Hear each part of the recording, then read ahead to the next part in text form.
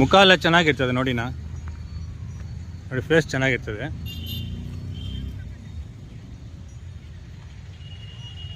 Hump ಚೆನ್ನಾಗಿದೆ, full white.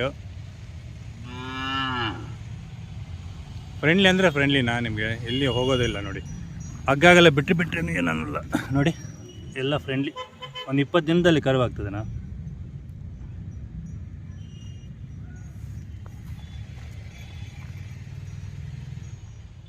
ఇట్లా పట్టుకోవచ్చాను, round వేసుకోవచ్చు. ಹಿಂದೆನೇ ಬರ್ತದೆ ನಾ, ಫುಲ್ಲು ಫ್ರೆಂಡ್ಲಿ.